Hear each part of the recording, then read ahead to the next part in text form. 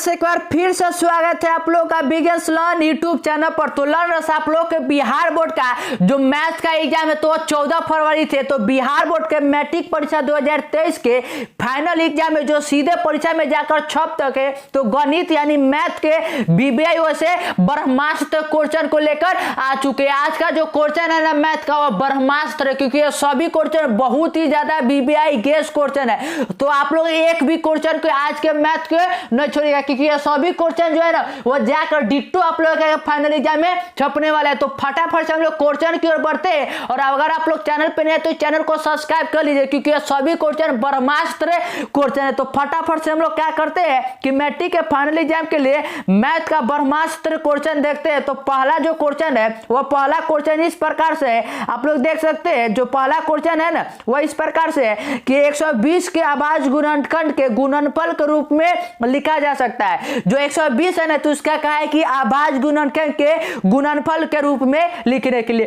तो ये तो लिखना बहुत इजी क्वेश्चन है। हम लोग क्या करेंगे कि इसका पहले गुणनखंड करेंगे, अभाज्य गुणनखंड। तो 120 का करिएगा तो 2 से करिएगा तो ये मिलेगा 60, फिर 2 से भाग दीजिएगा तो ये मिलेगा 30, और फिर 2 से करिएगा तो मिलेगा 15, और 15 को करिएगा तो 3 गुने 5, मतलब हमें यहाँ पर 3 तो मिल रहा है 2 और 3 गुने 5। तो इसको लिखेगा तो 2 गुने 2 गुने 2 और गुने 3 गुने 5, ये जो इस प्रकार से मिलेगा। तो देखिएगा ये कहां पर है, तो आप लोग कहिएगा कि हमारे ऑप्शन नंबर ए में है। तो right answer option number A हो जाएगा।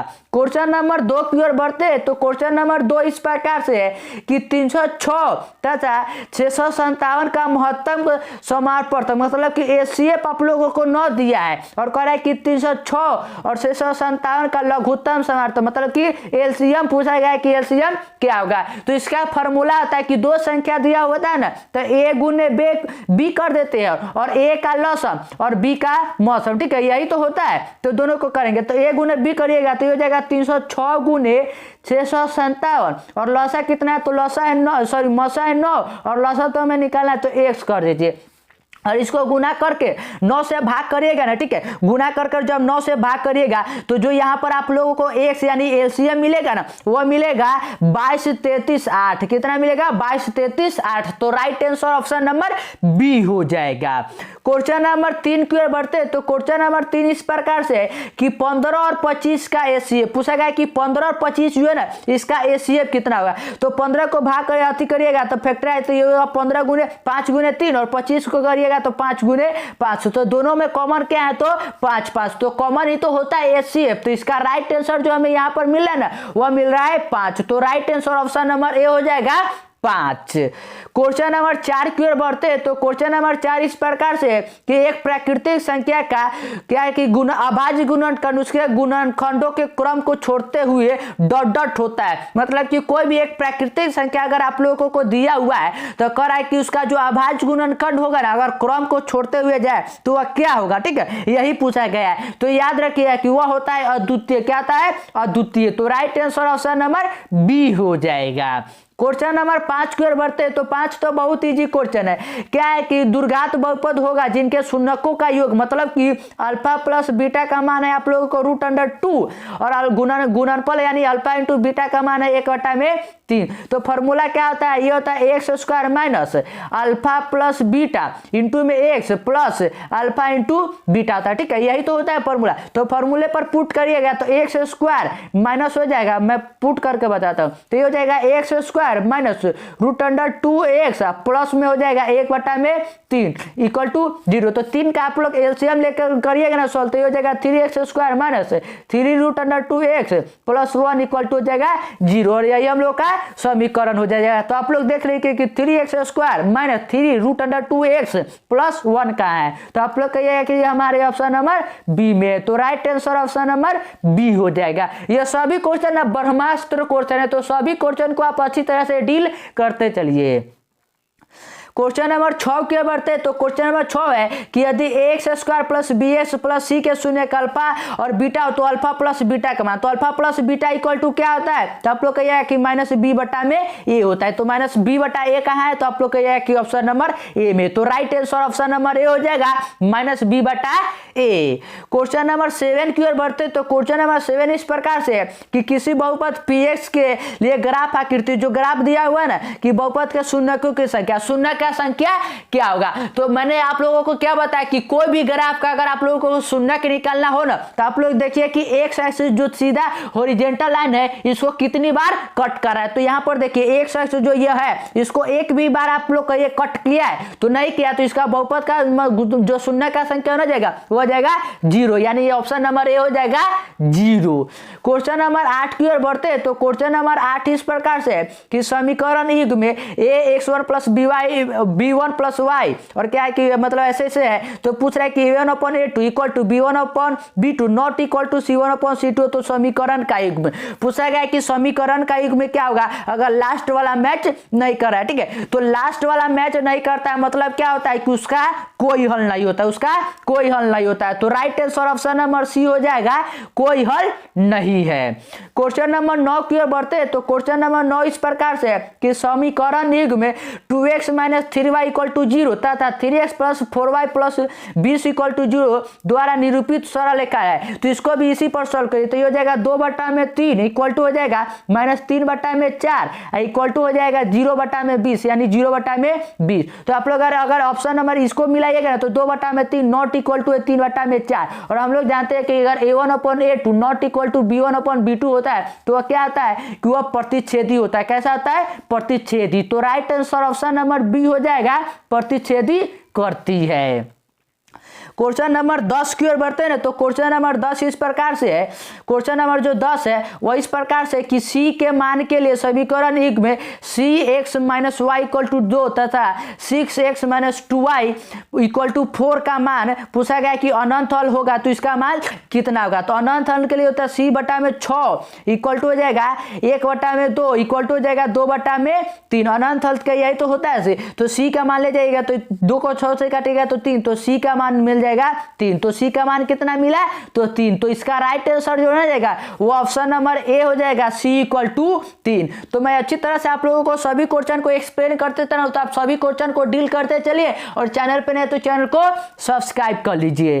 क्वेश्चन नंबर 11 की ओर बढ़ते हैं तो क्वेश्चन नंबर 11 में कि समीकरण युग्म 2x minus y equal to 5 और 3x plus y equal to 4 का हल क्या होगा। तो हल कर लीजिए 2x minus y equal to हो जाएगा 5 और ये हो जाएगा 3x plus 2y equal to हो जाएगा 4। आप लोग क्या करें कि ऑप्शन नंबर ए में ना 2 से गुना करवा कर उसके बाद आप लोग सॉल्व कर लीजिए। तो 2x हो जाएगा यहाँ पर हो जाएगा 4x minus 2y equal to हो जाएगा 10 और ये हो जाएगा 3x plus 2y equal to हो जाएगा पूरा आप लोग काट दीजिए तो ये हो जाएगा 7x और ये हो जाएगा 14। तो x का मान मिल रहा है 2, x का मान कितना मिल रहा है 2 और 2 यहाँ पर पुट करिएगा तो 4 दूना 8 हो जाएगा, सॉरी 3 दूना 6, 6 में से 2 जाएगा तो 2 तो 1 मिलेगा कितना -1। तो 2 और -1 जो ना जाएगा वो हम लोग का राइट आंसर हो जाएगा। तो ऑप्शन नंबर ए हो जाएगा x इक्वल टू 2 और y equal to -1।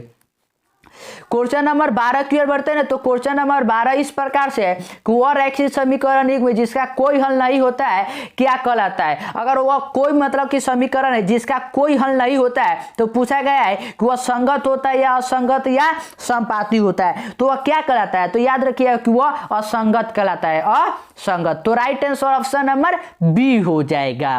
Question number 13 की ओर बढ़ते हैं ना तो 13 जो है ना 13 आप लोग इस प्रकार से है कि पूछा गया है कि समीकरण में x plus y equal to 9 और x minus y equal to है 1 इसका हल। तो दोनों को जोड़िए तो ये y से y कट जाएगा तो ये 2x इक्वल टू हो जाएगा 10। तो x का मान यहाँ से मिलेगा 5, x का मान मिला 5 तो x का मान यहाँ 5 करिएगा तो y का मान मिल जाएगा 4। तो x का मान 5 और y का मान 4 देखिए कहाँ। तो आप लोग कहिएगा कि ऑप्शन नंबर सी में है। तो right answer option number C हो जाएगा 5 और 4। क्वेश्चन नंबर 14 की ओर बढ़ते हैं तो क्वेश्चन नंबर 14 इस प्रकार से है कि निम्नलिखित में से कौन सा द्विघात समीकरण, इन चारों में से पूछा गया है कि कौन सा जो है ना वह द्विघात समीकरण है। द्विघात समीकरण है, ठीक है। यहाँ पर ना शायद द्विघात समीकरण, यहाँ पर दो द्विघात समीकरण, ठीक है। एक तो ऑप्शन नंबर सी है, एक ये भी द्विघात समीकरण है, और ऑप्शन नंबर डी भी द्विघात समीकरण है। तो आप लोग के जिसमें चाहिए उसमें टिक कर दे, इसमें ना मिस प्रिंट है, ठीक है। तो इसका राइट आंसर दोनों हो जाएगा, सी और डी। क्वेश्चन नंबर 15 की ओर बढ़ते हैं। तो 15 इस प्रकार से है कि यदि विविक्तीकरण यानी बी स्क्वायर माइनस 4ac 0 से बड़ा है, तो 0 से बड़ा है तो क्या होता है कि वह वास्तविक होता है और भिन्न होता है। तो इसका राइट आंसर जो ना जाएगा वो ऑप्शन नंबर ए हो जाएगा, वास्तविक और भिन्न। क्वेश्चन नंबर 16 की ओर बढ़ते हैं। तो 16 इस प्रकार से है कि द्विघात समीकरण x square plus x minus 1 equal to 0 के मूलों की प्रकृति पूछा गया है कि प्रकृति क्या है। तो प्रकृति के लिए डी निकालेंगे, तो डी निकालेगा तो बी स्क्वायर माइनस 4ac निकलता है। बी का स्क्वायर तो 1 माइनस 4 गुने 1 प्लस 1 तो 4 1 हो जाएगा 5। ये कितना मिला 5। तो 5 क्या है कि 0 से बड़ा, तो 0 से बड़ा तो ये हो जाएगा वास्तविक और भिन्न हो जाएगा, यानी असमान। तो right answer option number B हो जाएगा, वास्तविक और असमान।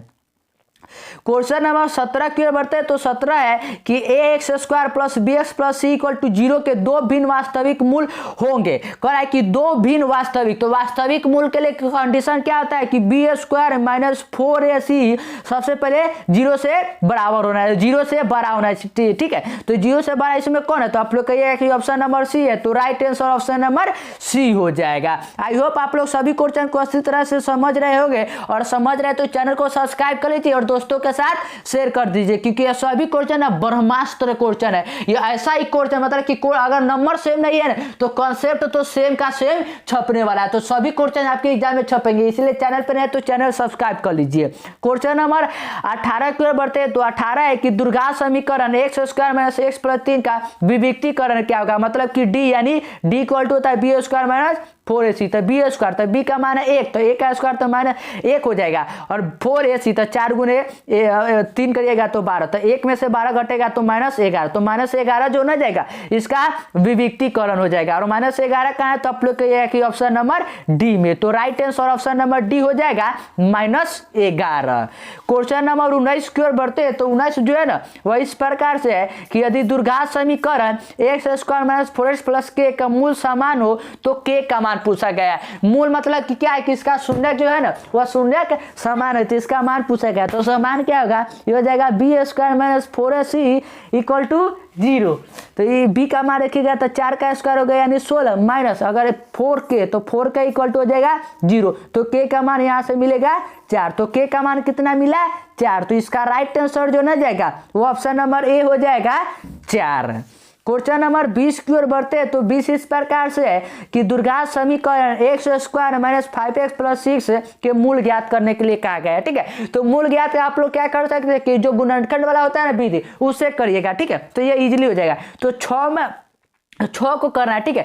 तो 6 को करिएगा तो 3 दूना 5 करिएगा तो 3 दूना 6 हो जाएगा, 3 दूना 5 और 3 दू 5। तो आप लोग इससे कर लीजिए, तो ये हो जाएगा तो x square minus 3x minus 2x और प्लस 6 इक्वल टू हो जाएगा 0। तो यहाँ से x का जो मान मिलेगा ना आप लोगों को वो मिलेगा 2 और 3। तो 2 और 3 कहाँ है, तो आप लोग कहिएगा कि ऑप्शन नंबर बी में। तो right answer option number B हो जाएगा 2 और 3।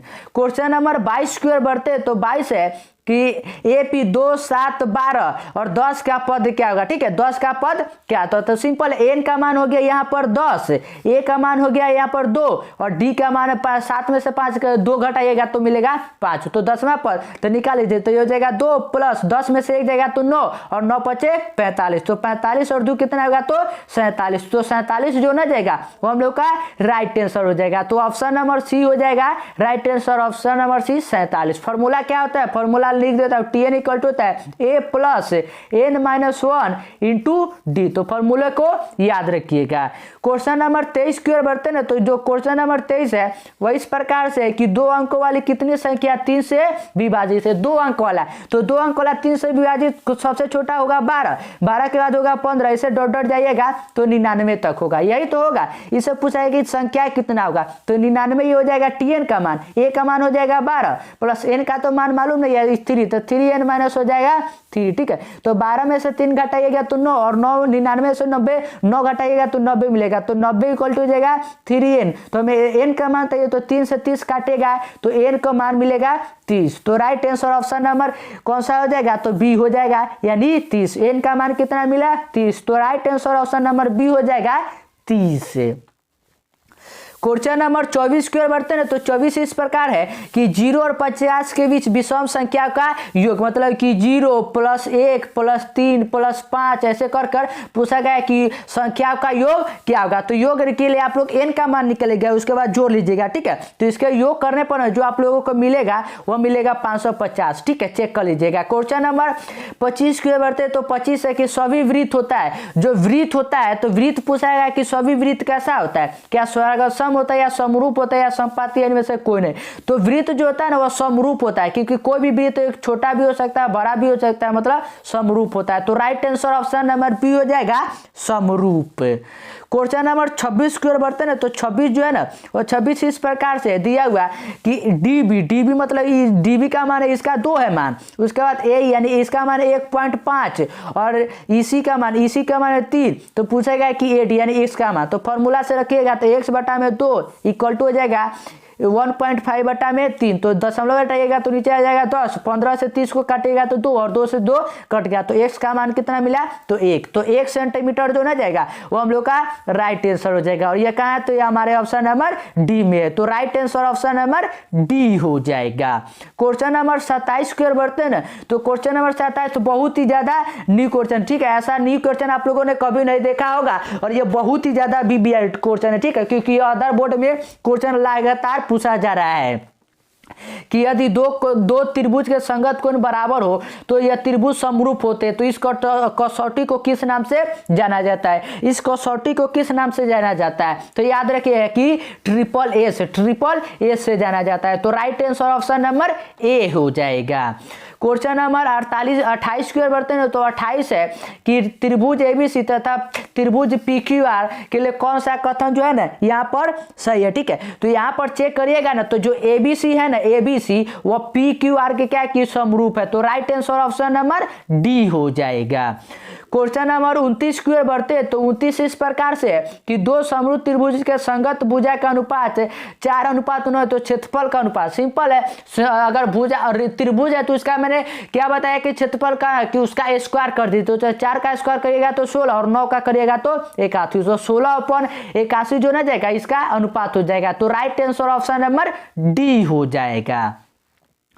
क्वेश्चन नंबर 30 की ओर बढ़ते हैं। तो 30 है कि एक समबाहु त्रिभुज की भुजा 2a, तो शीर्ष लंब की लंबाई क्या होगा। कोई भी मतलब कि समबाहु त्रिभुज जिसका तीनों भुजा समान है तो समबाहु है, उसका भुजा है 2a, तो शीर्ष लंब का पूछा गया है कि लंबाई क्या होगा। तो उसका शीर्ष लंब का लंबाई हो जाएगा √3a, कितना होगा, √3a। तो right answer option number A हो जाएगा। क्वेश्चन नंबर 31 की ओर बढ़ते हैं ना। तो क्वेश्चन नंबर 31 इस प्रकार से है कि त्रिभुज एबीसी में ए बी इक्वल टू, कैसे कि त्रिभुज में बनाकर दिखाता हूं, ठीक है। त्रिभुज एबीसी में इसका मान 6√a हो जाएगा, यह बी हो जाएगा और सी हो जाएगा। और एसी का मान है यहाँ पर 12 सेंटीमीटर और बीसी का मान है 6 सेंटीमीटर। तो एंगल जो यह बी वाला है ना, बी वाला, तो बी वाला का मान पूछा गया है कि बी वाला का मान क्या होगा। तो हम लोग जानते हैं कि अगर 12 यह आएगा, अगर मतलब कि इन दोनों का योग का स्क्वायर जो होगा ना, अगर इसके बराबर आ गया तो यह होगा कि यह कैसा त्रिभुज होगा, तो यह समकोण त्रिभुज होगा। तो अगर आप लोग चेक करिएगा ना तो यह 90 डिग्री आएगा। तो इसका right answer option number C हो जाएगा 90 डिग्री। क्वेश्चन नंबर 41 की ओर बढ़ते हैं, 32 की ओर। तो 32 इस प्रकार से है कि एक वृत्त की कितनी स्पर्श रेखा हो सकती है, कैसे कि एक वृत्त है तो इस पर कितना स्पर्श रेखा हम लोग ऐसे ऐसे घिस सकते हैं। तो एक वृत्त पर हम लोग अनंत क्या है कि स्पर्श रेखा घिस सकते हैं। तो right answer option number C हो जाएगा अपरिमित रूप से अनेक। क्वेश्चन नंबर 33 की ओर बढ़ते हैं। तो 33 जो है ना वो 33 इस प्रकार से है कि वृत्त के केंद्र से, जैसे कि वृत्त है तो केंद्र से 13 सेंटीमीटर दूर और स्पर्श रेखा से से 12, तो 13 और 12 का निकालिएगा तो 69 में से 44 जाएगा तो 25 और 25 यानी 5, तो इसका जो होना जाएगा वह 5 हो जाएगा। ठीक है, आप लोग चेक कर लीजिएगा। सो अभी 25 में से 24 घटा कर देख लीजिएगा और वो स्क्वायर करके तो जो जितना मिलेगा ना वही हो जाएगा। तो इसका जो राइट आंसर होगा ना वो हो जाएगा ऑप्शन नंबर ए हो जाएगा 7 सेंटीमीटर। और क्वेश्चन नंबर 35 की ओर बढ़ते हैं तो 35 उसी प्रकार से, तो 25 में से 9 घटाइएगा तो 16 और 16 किसका स्क्वायर होता है तो 4 का, तो right answer option number D हो जाएगा। क्वेश्चन नंबर 36 की ओर बढ़ते हैं ना तो 36 इस प्रकार से कि थीटा केंद्रीय कोण और आर त्रिज्या वाले त्रिज्यखंड का क्षेत्रफल पूछा गया कि त्रिज्यखंड का क्षेत्रफल क्या होगा। तो ये तो फॉर्मूला मैंने कितनी बार बताया कि फॉर्मूला आता है थीटा पाई आर स्क्वायर बटा में 360 डिग्री, और ये कहाँ है तो ये हमारे ऑप्शन नंबर बी में, तो right answer option number B हो जाएगा। और ये सभी क्वेश्चन है बहुत ज्यादा बीबीआई है, तो सभी क्वेश्चन को डील कर रहे हैं तो अच्छी बात है। अगर एक भी क्वेश्चन का आप लोगों को नहीं छोड़ रहे हैं, अगर आप लोग चाहते हैं कि मैथ में पूरे के पूरे नंबर आप लोगों को मिले और चैनल पे नहीं तो चैनल को सब्सक्राइब कर लीजिए, क्योंकि लगातार आप लोगों के जब तक एग्जाम खत्म नहीं हो जाता है ऐसे ही प्रैक्टिस क्वेश्चन ब्रह्मास्त्र कोर्स चैनल लेकर आते रहेंगे। क्वेश्चन नंबर 39 की ओर बढ़ते हैं ना तो जो 39 है वो इस प्रकार से कि 6 सेंटीमीटर त्रिज्या, मतलब कि आर का मान हो गया 6 और थीटा का मान है यहाँ पर 7 सेंटीमीटर। तो आंतरिक कोण त्रिज्य खंड का, तो त्रिज्यखंड का फॉर्मूला ऊपर है पाई आर स्क्वायर, थीटा बटा 360, तो पाई आर स्क्वायर है तो आर का स्क्वायर मतलब 6 का स्क्वायर तो 36 और थीटा का मान है 60, तो 60 बटा में 360, तो 60 से 360 काटेगा तो 6 बढ़ता है, 6 से 36 काटेगा तो 6 और 6 पाई हो जाएगा, तो 6 पाई का मान रखिए तो 22 बटा में 7, 22 बटा में 7, तो आप गुना करके उसके बाद आप लोग भाग रहे, तो 22 गुना 6 करिएगा ना तो 6 दूना 12, 132 मिलेगा। कितना मिलेगा 132 बटा में 7 सेंटीमीटर, तो right answer option number A हो जाएगा 132 बटा में 7 सेंटीमीटर। और क्वेश्चन नंबर 40 और आज के लास्ट क्वेश्चन की ओर बढ़ते हैं तो 40 है कि एक घोड़ा मैदान में 7 मीटर लंबी, मतलब कि जैसे कि एक मैदान है उसका आर का मान है 7 सेंटीमीटर, आर का 7 सेंटीमीटर बांधा है तो उस भाग का क्षेत्रफल मतलब पाई आर स्क्वायर, तो पाई का मान हो जाएगा 22 बटा में 7 और आर स्क्वायर मतलब 7 गुने 7, तो 7 से 7 कर जाएगा, 22 गुने 7 करिएगा तो मिलेगा 132, तो right answer option number A हो जाएगा 132 मीटर स्क्वायर। तो आई होप आप लोगों को जो भी मैंने 40 क्वेश्चन करवाया सभी क्वेश्चन समझ में आया होगा और ये सभी क्वेश्चन आपके फाइनल एग्जाम में टकराएगा ही टकराएगा। तो आप लोग चैनल पर नहीं तो चैनल सब्सक्राइब कर लिए और लगातार तैयारी आप लोग विज्ञान के साथ करते रहे।